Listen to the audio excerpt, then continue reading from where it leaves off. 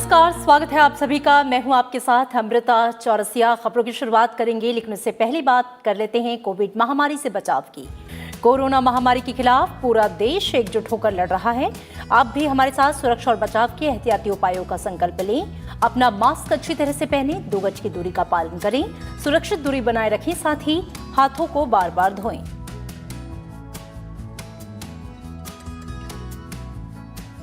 और आइए अब एक नजर हेडलाइंस पर। प्रधानमंत्री नरेंद्र मोदी ने किसानों से की आंदोलन वापस लेने की अपील। राज्यसभा में धन्यवाद प्रस्ताव पर चर्चा के जवाब में कहा, कायम रहेगी एमएसपी और मंडियां। गुमराह करने वाली ताकतों से बचने की बताई जरूरत। प्रधानमंत्री की अपील पर किसान नेता बातचीत के लिए तैयार। कोरोना के खिलाफ जीत को प्रधानमंत्री ने बताया देशवासियों की कामयाबी। कहा, भारत के कोविड प्रबंधन की दुनिया कर रही है तारीफ। देश में तेज गति से चलाया जा रहा है दुनिया का सबसे बड़ा टीकाकरण अभियान। बाढ़ग्रस्त इलाकों में जोरों पर राहत और बचाव का अभियान। 24 लोगों की मौत, 200 से अधिक अभी भी लापता। आपदा पर राज्यसभा में जताई गई चिंता। उत्तराखंड के सांसदों से मुलाकात के दौरान प्रधानमंत्री नरेंद्र मोदी ने दिया हर संभव मदद का भरोसा।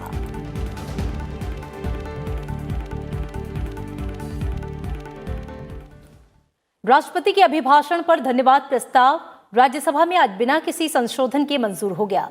चर्चा का जवाब देते हुए प्रधानमंत्री नरेंद्र मोदी ने दोनों सदनों की संयुक्त बैठक में हुए राष्ट्रपति के अभिभाषण को दुनिया में नई आशा जगाने वाला और आत्मनिर्भर भारत की राह दिखाने वाला करार दिया। प्रधानमंत्री ने कहा कि सदन में किसान आंदोलन की भरपूर चर्चा हुई, लेकिन किस बात को लेकर आंदोलन है उस पर चुप्पी रही। उन्होंने कहा कि मूलभूत मुद्दे पर चर्चा होती तो बेहतर होता। प्रधानमंत्री ने एक तरफ जहां किसानों का भ्रम दूर करने की कोशिश की, वहीं सदन के माध्यम से किसानों को यह आश्वस्त किया कि एमएसपी है, थी और रहेगी। उन्होंने कहा, मंडियों को मजबूत किया जा रहा है। साथ ही उन्होंने ये भी बताया कि किसानों की आय बढ़ाने के लिए दूसरे उपायों पर भी जोर दिया जा रहा है। मैं विश्वास दिलाता हूं कि मंडियां अधिक आधुनिक बने, अधिक प्रतिस्पर्धी होगी। इस बार बजट में भी उसके लिए हमने प्रावधान किया है। इतना ही नहीं, एमएसपी है, एमएसपी था, एमएसपी रहेगा। प्रधानमंत्री ने कहा कि सभी को मिलकर कृषि क्षेत्र की समस्याएं दूर करने के लिए आंदोलनकारियों को समझाना चाहिए, ताकि देश को आगे ले जाया जा सके। उन्होंने आंदोलनकारी किसानों को बातचीत का न्योता देते हुए आंदोलन खत्म करने की अपील की। अच्छा करने के लिए अच्छे सुझावों के साथ, अच्छे सुधारों की तैयारी के साथ हम सबको आगे बढ़ना चाहिए। मैं आप सबको निमंत्रण देता हूं, आइए हम देश को आगे ले जाने के लिए, कृषि क्षेत्र की समस्याओं का समाधान करने के लिए आंदोलनकारियों को समझाते हुए हमने देश को आगे ले जाना होगा। हो सकता है कि शायद आज नहीं तो कल जो भी यहाँ होगा, किसी न किसी को ये काम करना ही पड़ेगा। आज मैंने किया है, गालियाँ मेरे खाते में जाने दो, लेकिन इस अच्छा करने में आप जुड़ जाओ। बुरा हो मेरे खाते में, अच्छा हो आपके खाते में, आओ मिलकर के चले। और हम लगातार आंदोलन से जुड़े लोगों से प्रार्थना करते हैं कि आप आंदोलन करना आपका हक है, लेकिन इस प्रकार से बुजुर्ग लोग वहाँ बैठे ये ठीक नहीं है। आप उनको सबको ले जाइए, आप आंदोलन को खत्म कीजिए। आगे बढ़ने के लिए मिल बैठ करके चर्चा करेंगे, रास्ता खुले है। ये सब हमने कहा है। मैं आज भी इस सदन से माध्यम से भी निमंत्रण दे। धन्यवाद प्रस्ताव के दौरान किसानों के मुद्दे पर चर्चा को गंभीरता देने के लिए प्रधानमंत्री नरेंद्र मोदी ने पूर्व प्रधानमंत्री एचडी देवेगौड़ा को धन्यवाद दिया। प्रधानमंत्री ने कहा कि उन्होंने सरकार के अच्छे प्रयासों की सराहना की और अपने सुझाव दिए। प्रधानमंत्री मोदी ने पूर्व प्रधानमंत्री मनमोहन सिंह का कथन भी पढ़ा, जिसमें उन्होंने कृषि से जुड़े एक बड़े बाजार की वकालत की थी। प्रधानमंत्री ने कृषि कानूनों पर किसानों को गुमराह करने वालों की भी आलोचना की। उन्होंने देशवासियों को आंदोलन जीवियों की नई जमात और नई एफडीआई से बचने की सलाह दी।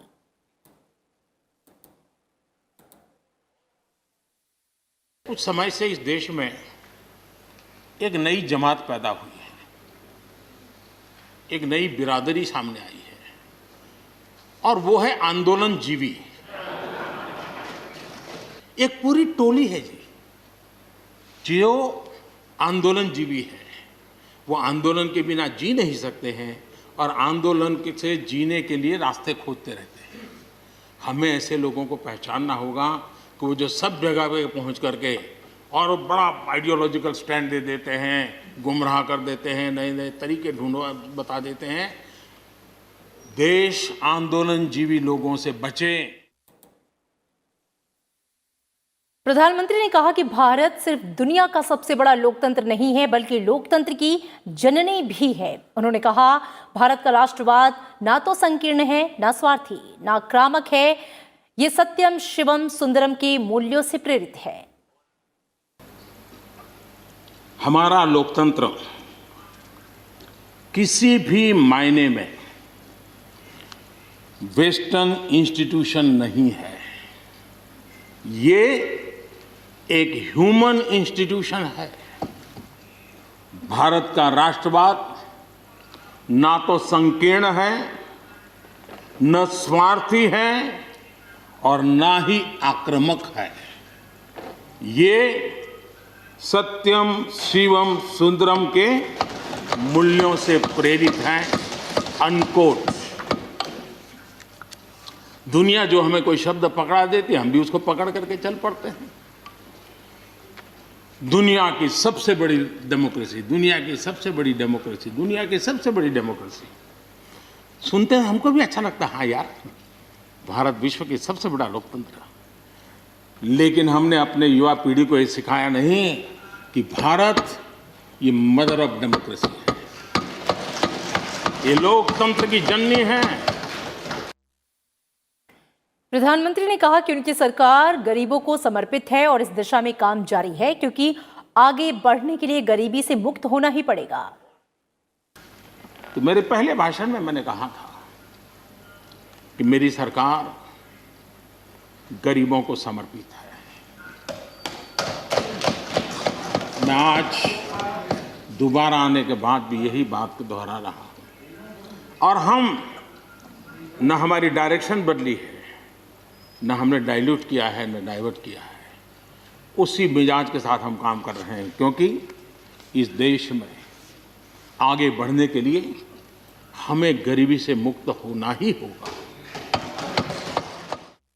कोरोना काल का जिक्र करते हुए प्रधानमंत्री ने कहा कि इस दौरान भारत ने वैश्विक संबंधों में खास जगह बनाई।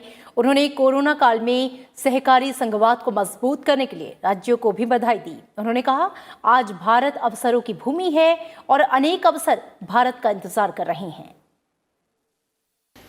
कि जरा पूरे विश्व पटल की तरफ देखते हैं, भारत के युवा मन को देखते हैं, तो ऐसा लगता है कि आज भारत सच्चे अर्थ में एक अवसरों की भूमि है।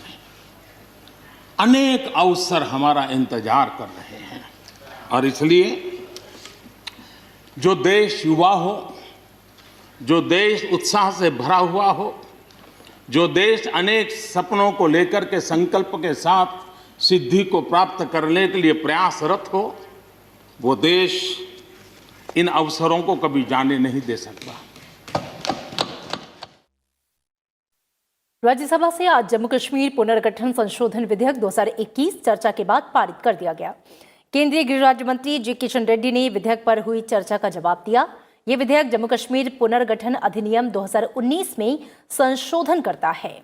इसके जरिए जम्मू कश्मीर के अखिल भारतीय सेवा के अधिकारियों को AGMUT कैडर यानी कि अरुणाचल प्रदेश, गोवा, मिजोरम और केंद्र शासित प्रदेश कैडर में लाने का प्रावधान किया गया है। संसद की मंजूरी के बाद यह विधेयक इसी साल 7 जनवरी को जारी अध्यादेश की जगह लेगा। दिल्ली राष्ट्रीय राजधानी राज्य क्षेत्र विधि विशेष उपबंध दूसरा संशोधन विधेयक 2021 आज उच्च सदन में पेश किया गया। आवासन और शहरी कार्य मंत्री हरदीप सिंह पुरी सदन में विधेयक उन्होंने पेश किया। इसमें दिल्ली राष्ट्रीय राजधानी क्षेत्र में अनाधिकृत विकासों के कुछ रूपों की दंडात्मक कार्रवाई से संरक्षण जारी रखने के लिए 2011 के अधिनियम की विधि मान्यता की अवधि को 31 दिसंबर 2023 तक बढ़ाने का प्रस्ताव किया गया है। राज्यसभा में आसन के खिलाफ YSRCP सांसद वी विजय साई रेड्डी की ओर से आपत्तिजनक टिप्पणी की कई सदस्यों ने कड़ी आलोचना की और उनके खिलाफ कार्रवाई की मांग की। सभापति एम वेंकैया नायडू ने भी वाईएसआरसीपी सांसद के व्यवहार से वो व्यथित दिखे। उन्होंने जोर देकर कहा कि आसन को निष्क्रिय बनाने का प्रयास सफल नहीं होगा। Sir, at the beginning of 0 hour, certain references were made to the chair by certain members of a certain political party. So they were highly objectionable references, and I would request you to please take note of it and take the necessary actions. रक्षा मंत्री राजनाथ सिंह ने कहा है कि सरकार ने रक्षा के क्षेत्र के 101 उपकरणों के स्वदेशीकरण का निर्णय लिया है। इन्हें बाहर से नहीं मंगाया जाएगा। रक्षा मंत्री ने बताया कि फ्रांस से 11 राफेल विमान आ चुके हैं और इस साल मार्च तक 17 राफेल लड़ाकू विमान आ जाएंगे। अगले साल अप्रैल तक सभी राफेल विमान भारत पहुंच जाएंगे और इस बारे में राज्यसभा में वे शांतनु सेन के पूछे गए सवाल का जवाब दे रहे थे।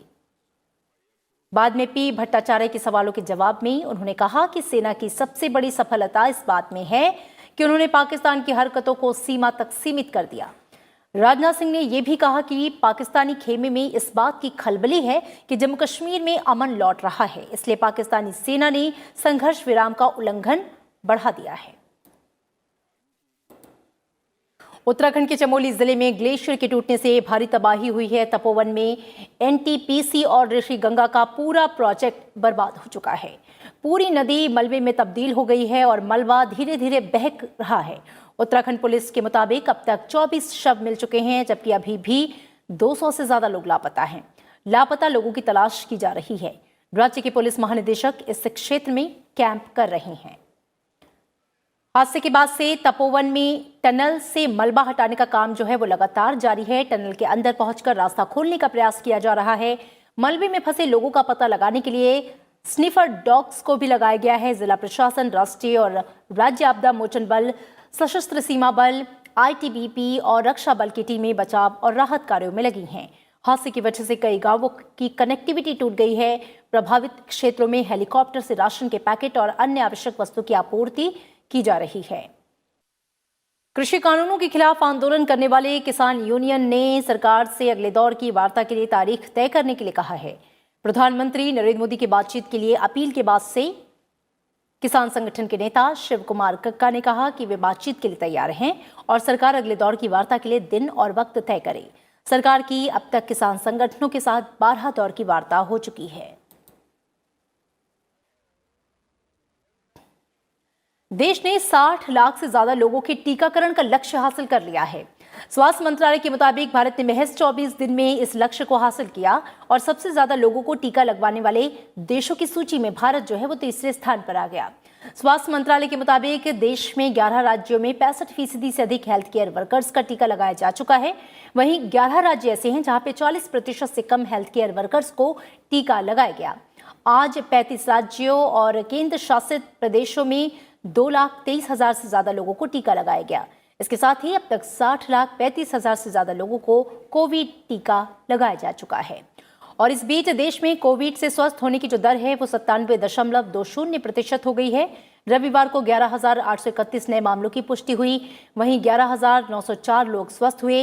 इसके बाद ही अब तक 1,05,00,000 से अधिक रोगी इस संक्रमण से स्वस्थ हो चुके हैं। फिलहाल देश में सक्रिय मामलों की संख्या 1,48,609 है, जो कि संक्रमित मामलों का केवल 2.37% है। पूरे देश में रविवार को 5 लाख से अधिक नमूनों की जांच की गई। इसके साथ ही अब तक 20,19,00,000 नमूनों की जांच की जा चुकी है।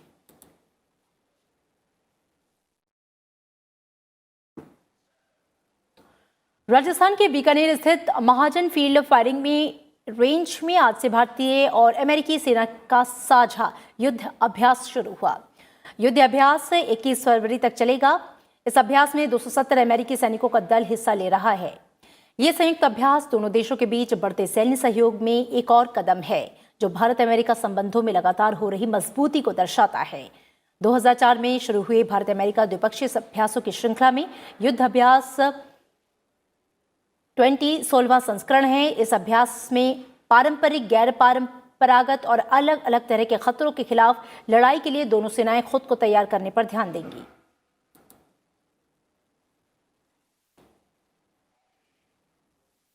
और फिलहाल इस बुलेटिन में इतना ही, लेकिन चलते चलते एक बार फिर आपसे अपील। कोरोना महामारी के खिलाफ पूरा देश एकजुट होकर लड़ रहा है।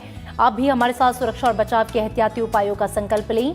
अपना मास्क अच्छी तरह से पहनें, 2 गज की दूरी का पालन करें, सुरक्षित दूरी बनाए रखें, साथ ही हाथों को बार बार धोएं।